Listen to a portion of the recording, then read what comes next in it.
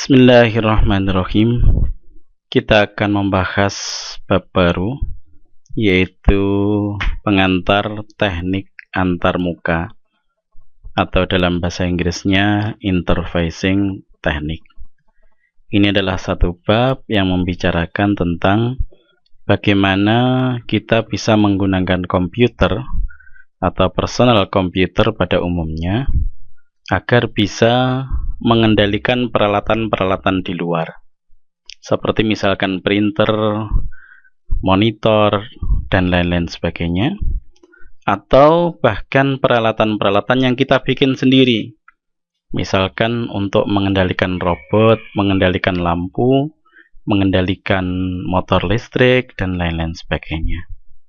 Oke, tidak usah panjang lebar, kita langsung saja pada materi. Kita sudah mengenal sistem ini: mikroprosesor, RAM, ROM, PIO. Ini adalah suatu sistem standar dari komputer modern. Setiap komputer mempunyai peralatan-peralatan ini. Seluruh peralatan ini dikendalikan oleh mikroprosesor. Kita sudah membahas RAM, ROM. Sekarang kita membahas PIO atau biasa disebut orang sebagai I/O saja. Yaitu kalau PIO ini singkatan dari Programmable Input Output.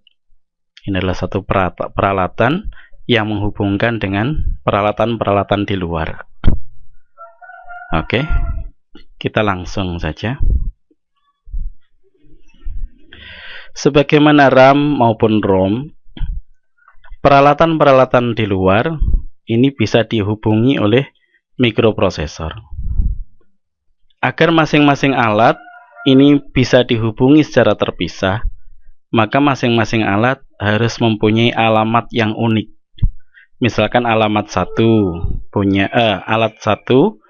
alamat ke 0, alat 2 mempunyai alamat 001, alat ketiga mempunyai alamat 010, dan seterusnya. Ini misalkan contohnya seperti itu. Maka yang harus dimiliki adalah alamat. Terus bagaimana alat ini supaya tahu bahwa dia alamatnya 0? Maka di sini harus setiap alat tadi harus dilengkapi dengan decoder alamat. Contohnya seperti ini. Misalkan ada alat yang mempunyai alamat 101. Maka supaya alat itu tahu bahwasanya yang dihubungi adalah dia, maka di sini kita pasang decoder alamat. Jadi kalau alamatnya 101, 1 masuk, 0 dibalik jadi 1, 1 masuk, akhirnya masukkan gerbang N, di sini adalah 111, maka keluaran sini akan 1. Nah, dengan demikian pada saat alamat 101, data yang dari luar bisa masuk ke dalam bus data di dalam komputer. Begitulah caranya bagaimana alat-alat luar bisa memasukkan data ke komputer. Nah, terus gimana kalau dari komputer bisa mengirimkan data keluar? Maka tinggal membalik saja ini. Ini kita ingat, ini adalah satu buffer yang mempunyai pintu. Kalau ini dibikin 1, maka pintunya terbuka. Kalau 0, pintunya tertutup atau impedensi tinggi. Nah, sekarang gimana bila data di sini kita keluarkan? Maka tinggal membalik saja. Nah, seperti ini. Jadi data yang di komputer kita keluarkan. Kalau ini bernilai 1 berarti listrik 5 volt. Kalau bernilai 0 berarti minus. Ini bisa kita gunakan untuk menyalakan lampu di luar. Syaratnya apa? Harus ada decoder alamat. Sehingga mikroprosesor ketika memberi alamat 101, yang dimaksud adalah alat ini. Datanya, ini saya ringkas saja, cuma 3 bit. Sebenarnya setiap mikroprosesor punya sendiri-sendiri. Kalau mikroprosesor 8 bit berarti ada 8, 16 bit berarti ada 16, 32, yang sekarang ini 64 bit maka 64 data yang bisa dikeluarkan. Oke, kita lanjutkan. Akan tetapi kita lihat di sini, kalau seandainya keluaran di sini kita hubungkan dengan lampu atau motor listrik, betulkah bisa langsung nyala terus? Nah, kita lihat kemarin di sini alamatnya tidak berhenti di satu alamat, tapi terus berubah-ubah terus di bus alamat di sini. Tadinya 01, sekarang 2, ini 101. Jadi bus alamat ini alamatnya terus berubah-ubah. Nah, kalau kita terapkan alat kita tadi seperti ini, gimana jadinya kalau alamat sini berubah-ubah terus? Jadi dia dihubungi hanya sekejap saja. Ketika perintah menghubungi 101, maka data dikeluarkan. Setelah itu tentu mikroprosesor akan menghubungi alamat yang lain. Berarti ini tidak dihubungi lagi, data tidak bisa dikeluarkan lagi. Artinya apa? Kalau seandainya di sini kita pasang lampu, maka lampu tadi akan nyala sebentar sekali. Kalau mikroprosesornya 16 MHz misalkan, maka 1/16 juta, 1/16 juta detik nyala lap, hilang. Maka seakan-akan tidak nyala sudah. Nah, bagaimana supaya data ini bisa bertahan? Maka betul, kita harus pasang flip-flop di sini. Pasang flip-flop supaya data tadi dipertahankan. Nah, seperti ini. Sehingga kalau pintu masuknya kita buka, maka data di sini akan masuk ke sini. Kalau alamatnya berubah, berarti pintu masuknya ditutup. Sehingga data di sini tidak bisa masuk. Sedangkan keluarannya di sini akan tetap mempertahankan data yang diberikan ketika alamatnya 101 tadi. Dengan demikian, data yang dikirimkan oleh mikroprosesor akan dapat digunakan di sini. Misalkan sini untuk menyalakan lampu, menggerakkan motor, dan lain-lain sebagainya. 100 misalkan, maka atas sendiri yang nyala, bawahnya mati. Seperti itu. Mudah-mudahan bisa dipahami contoh yang sederhana ini. Kalau sudah, kita lanjutkan. Nah, untuk memberikan alamat pada komputer dalam kenyataannya, komputer IBM PC, kita tidak sembarangan. Misalkan kita memberikan alamat pada alat kita 101. Padahal alamat tadi di dalam komputer sudah dipakai untuk alat yang lain. Maka kita harus mengenal yang namanya peta memori sama peta port. Jadi setiap alat selalu di dalam komputer IBM PC ini mempunyai peta. Maksudnya apa? Memori ini untuk apa saja? Peta memori. Kemudian peta port ini adalah I/O. Misalkan kalau alamat berapa untuk monitor, alamat berapa untuk mouse, alamat berapa untuk keyboard. Kalau kita letakkan pada alamat yang sama, nanti ketika mikroprosesor menghubungi keyboard, alat kita juga nyala. Kacau jadinya. Dua alat nyala bersamaan. Padahal yang kita kehendaki bukan seperti itu. Maka kita harus tahu bagaimana peta memori dan peta portnya ini. Perlu diketahui peta memori adalah untuk menghubungi memori, sedangkan peta port adalah untuk I/O. Nah, di dalam arsitek dari komputer IBM PC, ini terdapat bus data seperti yang sudah kita kenal. Kemudian bus alamat, kita sudah kenal. Kemudian ada lagi dilengkapi 4 kabel. Yang pertama adalah I/O write. Jadi dia menulisi alat. Ada I/O read, ada mem write, ada mem read. Nah, kita kalau mau memasang alat untuk mengendalikan lampu di luar, lampu berarti dia keluaran, berarti kita harus memakai I/O write. Kalau kita mau memasang tombol, misalkan tombol untuk memasukkan data ke komputer, maka yang kita lihat adalah IO read. Nah, ini biasanya aktifnya kalau 0 dibalik ya. Jadi aktifnya bukan 1 tapi aktifnya 0. Jadi kalau IO write 0 berarti dia komputer mau menulis ke port keluar arahnya. Nah, maka kita lihat peta memori dan ditambah lagi IO write sama IO read di sini. Kita lanjutkan. Nah, jadinya alat kita seperti ini. Sini misalkan data yang mau kita keluarkan perlu di latch di sini pakai D triggered flip flop atau pakai memori yang kita kenal sudah, RAM yang ada pintu masuknya, ada flip flop di sini. Kemudian kita harus tahu alamatnya, kita taruh di alamat berapa. Maka di sini ada decoder alamat. Decoder alamat tidak langsung mempersilahkan data yang di sini dimasukkan ke sini, tapi harus di end-kan dulu. Dengan apa? Dengan IO write. Kalau IO write 0, barulah di sini akan diperbolehkan. Kalau IO write 1, tidak diperbolehkan.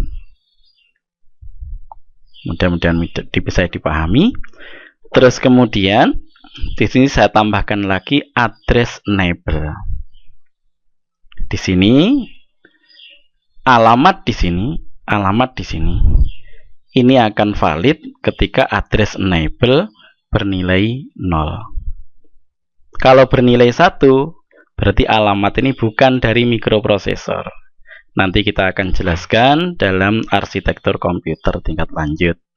Nah, sekarang terima saja AN ini harus 0. Kalau 1 itu nanti kita bahas, misalkan AN sama dengan 1 ini berarti bukan dari mikroprosesor, dari direct memory access. Nah, yaitu alat yang menggunakan memori langsung, tidak melewati mikroprosesor. Itu nanti. Nah, sekarang terima saja. Jadi harus kita end-kan dengan address enable. Jadi alamatnya harus 1, kemudian IO-nya harus write, IO write. Kita masukkan ke sana, baru address enable juga seperti itu, kita end-kan, baru boleh masuk ke sini datanya. Nah, dengan alat seperti ini maka kita sudah bisa mengendalikan peralatan di luar. Nah, mudah-mudahan bisa dipahami. Nah, kalau sudah, kita lanjutkan, kita lihat bagaimana peta port di sini. Nah, di sini ini tidak perlu bingung, kita tinggal lihat saja. Kalau bikin apa-apa tinggal buka lagi tabelnya, tidak usah dihafalkan. Nah, di sini kita lihat terdapat peta memori pada komputer IBM PC. Perlu diketahui komputer yang berjalan sekarang ini, personal komputer yang tersebar sekarang ini, baik laptop maupun desktop, itu semuanya memakai IBM PC Compatible. Nah, karena persaingan sistem dahulu, akhirnya yang memenangkan adalah IBM PC. Akhirnya hampir seluruh komputer di dunia sekarang memakai IBM PC Compatible. Di dalam IBM PC itu dipetakan seperti ini. Ini adalah alamat memori. 0 sampai 240 kilo, 240.000. Ini adalah read write on system board. Ini adalah untuk memori di system board.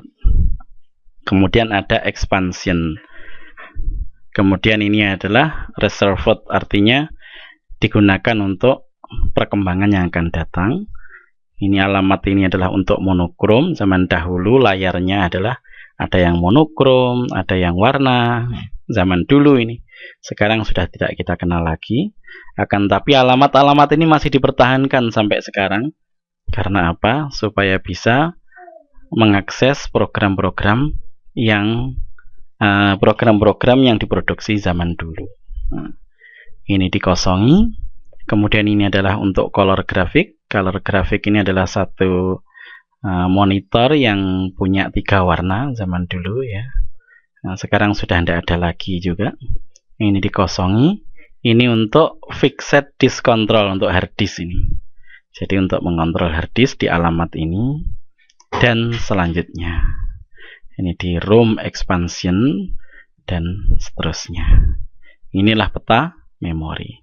Memorinya sekarang bertambah lagi, berarti alamat ini masih dipertahankan, tapi kalau mau nambah berarti lebih tinggi dari ini. Oke, kita lanjutkan lagi. Ini adalah peta memori.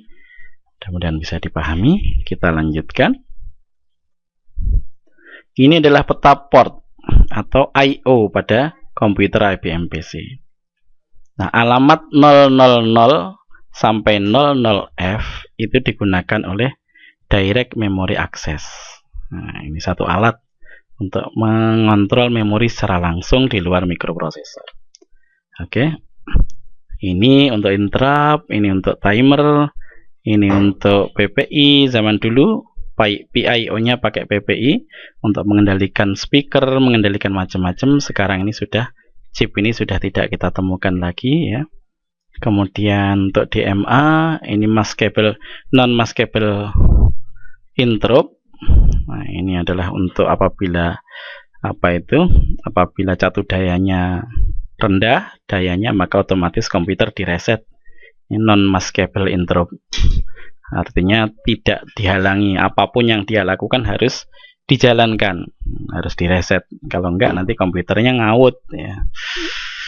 Oke, ini reserve word, itu untuk persiapan yang akan datang. Ini untuk game control expansion unit.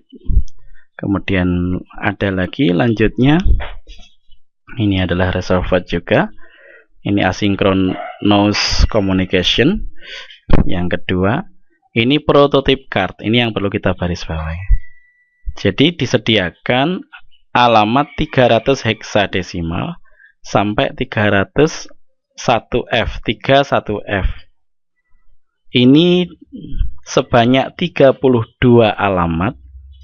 Ini bisa kita pakai untuk main-main, untuk peralatan tambahan kita sendiri. Kita bisa membuat card sendiri, kita tancapkan di komputer di alamat ini. Jangan sampai dipasang di sini, nanti tabrakan. Komputernya mau ngakses alat kita, ternyata harddisknya juga berputar. Nah, nanti jadi tidak karu-karuan, tabrakan datanya. Makanya kita pasang di sini. Memang ini digunakan untuk prototype card. Oke, selain dari ini, kita bisa main-main kalau kita menggunakan fasilitas yang sudah disediakan komputer, misalkan di parallel printer. Kita ingat ada keluaran untuk printer yang paralel, yang kakinya itu ada 25 kaki, itu yang besar itu. Ini bisa kita main-mainkan. Ini bisa kita gunakan untuk mengendalikan lampu, misalkan bisa. Kalau ini tidak usah bikin, kita sudah disediakan. Kalau ini kita harus bikin sendiri, seperti yang kita bahas sebelumnya tadi. Oke, kita lanjutkan lagi. Di sini reserve word, color graphic, dan lain-lain sebagainya. Inilah peta port pada komputer IBM PC. Oke. Terus kemudian kita mengambil ini semua itu dari mana dalam prakteknya? Kita lihat di sini. Kalau kita lihat di motherboard komputer, ini motherboardnya. Di sini ada tempat-tempat memori. Disinilah ada namanya ISA. Nah, ISA, Industrial Standard ISA. Nah, di sini Industrial Standard Arsitektur. Di sini ada yang 8 bit, di sini ada yang 16 bit. Nah, kita tinggal ambil card, kita tancapkan di sini. Nah, maka kita bisa menghubungkan alat kita ke sistem komputer di sini. Nah, gimana kaki-kakinya di sini? Kita lihat di sini. Nah, di sini kita lihat, di sini ada A, di sini ada B. Kalau yang 8 bit berarti ini saja. Kalau yang 16 bit sampai di sana. Oke. Sedangkan prototype card alamatnya hanya sampai I/O alamatnya hanya sampai 3FF heksadesimal saja. Berarti alamatnya mulai dari address ke 0, 1, kalau FF berarti 1111, F-nya lagi 1111, 3 berarti 11. Berarti mulai 0 sampai 9, address ke 0 sampai address ke 9 saja yang kita butuhkan untuk membuat port, untuk membuat peralatan di luar. Datanya di mana? Di sini ada data, mulai data ke 0 sampai data ke 7. Kemudian address enable mana? Di sini ada address enable AN. Nah, kemudian IO write ada di baliknya. Di sini kita lihat ada memwrite, ada memread, di sini ada IO write, di sini ada IO read, IO read, IO write. Jadi kita butuh ini, di B-nya butuh 1 selain catu daya. Nanti ada catu daya, di sini ada groundnya. Kita butuh catu daya langsung, di sini ada plusnya. Jadi yang kita butuhkan adalah catu daya min, catu daya plus sama IO write di sini, address enable, terus data, kemudian address sampai 10 ini. Ini saja. Nah, kita lihat seperti apa kartunya. Ini contohnya. Ini contoh parallel port ya. Ini contoh dari apa itu? Yaitu serial port. Nah, kita lihat di sini, ini contoh yang sudah jadi ya. Ini adalah untuk alamat mulai A0, A1, A2, A3, A4, A5, A6, A7, A8, A9. Berarti address sampai A9. Kalau 3FF berarti F-nya mulai 1, 1, 1, 1, F lagi 1, 1, 1, 1, 3, 1, 1. Sudah cukup alamat ini saja. Sedangkan datanya, ini data mulai D0, 1, 2, 3, 4, 5, 6, 7. D0 sampai D7 berarti ada 8 bit. Ini adalah address enable. Nah, kita bisa bikin seperti ini juga. Kita keluarkan alamatnya, terserah kita. Nah, kita bikin decoder alamat seperti tadi. Oke, mudah-mudahan bisa dipahami. Nah, sebagai contohnya, kita program di sini. Misalkan kita menggunakan port printer. Port printer tadi kita tahu alamatnya 378 heksadesimal. Caranya gimana? Kalau dalam bahasa assembly, kita cukup memprogram mov AX 5, berarti AX ini adalah diisi 5. Register AX kita isi dengan angka 5. Terus out ini perintah ke port bukan ke memori. Out 378, keluarkan di alamat 378 AX, isinya AX dikeluarkan di alamat 378. Maka komputer akan mengirimkan address 378 ke PIO. PIO memilih parallel port, datanya berupa angka 5 dikirimkan ke datanya sini. Akhirnya keluarlah lampu. Kalau kita pasang lampu parallel port, nyala, mati, nyala, 1, 0, 1. Ini adalah angka 5. Oke, lanjutnya. Misalkan mov AX 10. Nah, datanya kita rubah. Alamatnya tetap. Maka alamatnya tetap, datanya berubah. Jadi 1, 0, 1, 0. Nah, ini adalah angka 10. Mudah-mudahan bisa dipahami. Lanjutkan. Kelihatannya memprogram dalam bahasa assembly kok kesulitan. Oke lah. Kita bisa pakai basic, bisa pakai turbo pascal atau delphi ya, turbo pascal. Lebih ringkes lagi perintahnya apa?